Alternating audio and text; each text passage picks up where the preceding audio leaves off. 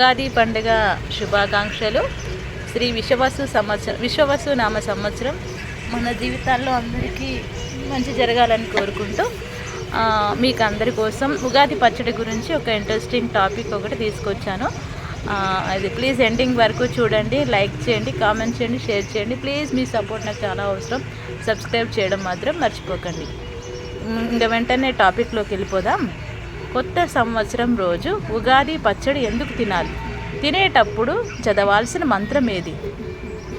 ఉగాది రోజు ఖచ్చితంగా హిందువులందరూ ఉగాది పచ్చడి తింటారు. అది తినకుండా మంచినీళ్ళు కూడా తాగరు.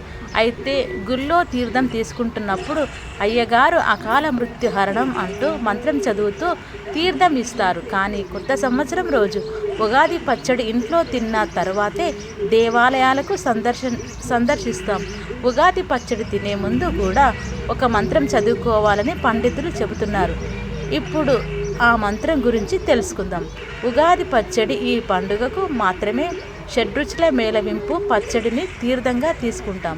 తీపి, పులుపు, కారం, ఉప్పు, వగరు, చేదు అనే 6 రుచుల కలిసిన ఉగాది పచ్చడిని ఉగాది రోజున విధిగా తీసుకోవాలి. సంవత్సరం అంతా ఎదురయ్యే మంచి చెడులను, కష్ట సుఖాలను సంయమనంతో స్వీకరించాలన్న ఉద్దేశంతో సందేశాన్ని ఈ ఉగాది పచ్చడి ఇస్తుంది.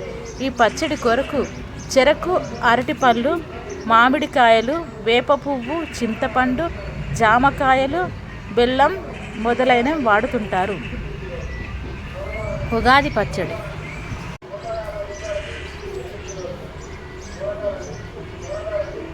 ఉగాది పచ్చడి పండుగకు మాత్రమే షడ్రుచుల మేళవింపు పచ్చడిగా తీర్థంగా తీసుకుంటాం. తీపి, పులుపు, కారం, ఉప్పు, వగరు, చేదు అనే 6 రుచులు కలిసిన ఉగాది పచ్చడిని ఉగాది రోజున విధిగా తీసుకోవాలి. సంవత్సరం అంతా ఎదురయ్యే మంచి చెడులను, కష్ట సుఖాలను సంయమనంతో స్వీకరించాలన్న సందేశాన్ని ఈ ఉగాది పచ్చడి ఇస్తుంది. ఈ పచ్చడి కొరకు చెరకు, అరటి పళ్ళు, మామిడికాయలు, వేప పువ్వు, చింతపండు, జామకాయలు, బెల్లం మొదలైనవి వాడుతుంటారు. ఈ ఉగాది పచ్చడిని తినేటప్పుడు పఠించవలసిన మంత్రం: శతాయు వజ్రదేహాయ సర్వసంపత్కరాయ చ సర్వారిష్ట వినాశాయ నింబకం దళభక్షణం.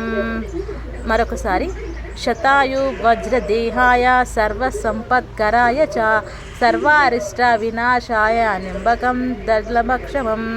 వేప పువ్వుతో కూడిన ఉగాది పచ్చడిని తీయడం వల్ల దేహం వజ్ర సదృశ్యమై సర్వారిష్టాలు తొలగిపోతాయని, 100 ఏళ్ళు సుఖంగా జీవిస్తారని ఈ శ్లోకం అంతరార్థం. ఇక ఉగాది ప్రశస్తాన్ని గురించి చెప్పే మరో శ్లోకం కూడా ధర్మసిద్ధి గ్రంథంలో ఉంది. అబద్ధౌ నింబకుసుమాం శక్కరాంబ ఘృతైర్యుక్తాం భక్షితం పూర్వయామేస్య తద్వార్షం సౌఖ్యదాయకం. అబ్దాదౌ నిందకుసుమం శర్కరాంబ ఘృతైర్ముక్తం భక్షితం పూర్వయజ్ఞేస్య తర్షత్వం సౌఖ్యదాయకం. ఉగాది నాడు వేపపూత, పంచదార, బెల్లం, చింతపండు, నెయ్యితో కూడిన పచ్చడిని తింటే రాబోయే ఏడు అంతా సౌఖ్యంగా సాగిపోతుందని దీని అర్థం. ఉగాది నాడు ఈ శ్లోకాన్ని చదివి ఉగాది పచ్చడిని తీసుకోవాలి. ఈ పచ్చడిని ఉగాది రోజున మొదలుపెట్టి శ్రీరామనవమి వరకు ప్రతిరోజు తీసుకుంటే మంచిదని శాస్త్రాలు చెప్తున్నాయి. దీన్ని తీసుకోవడం మూలంగా ఋతువుల్లో మార్పు కారణంగా ఆరోగ్య సమస్యలేవీ రాకుండా ఉంటాయి. ఉగాది అంటే ఏమిటి? కొత్త సంవత్సరం గురించి కొన్ని విశేషాలు. బ్రహ్మ ప్రళయం పూర్తయిన తర్వాత తిరిగి సృష్టి ప్రారంభించే సమయాన్నే బ్రహ్మకల్పం అంటారు. అలా ప్రతి కల్పంలోనూ మొదట వచ్చే యుగానికి ఉగాదని అదిగా ప్రారంభ సమయాన్ని ఉగాది అని వ్యవహరిస్తారు. ఈ ఉగాది పండుగ మనకు చైత్రమాసంలో ప్రారంభమవటం వల్ల ఆ రోజు నుండి మన తెలుగు సంవత్సరం ఆరంభ దినంగా పరిగణించి లెక్కించుటకు వీలుగా ఉండేందుకు ఉగాది పండుగను మనకు ఋషులు ఏర్పాటు చేశారు. ఉగాది గురించిన ఆసక్తికరమైన విషయాలు నేను మీకు ఇప్పుడు కొన్ని నాకు తెలిసినంత వరకు, నాకున్న పరిజ్ఞానం వరకు మీకు తెలియజేయడం జరిగింది. అందరికీ మరొకసారి ఉగాది శుభాకాంక్షలు.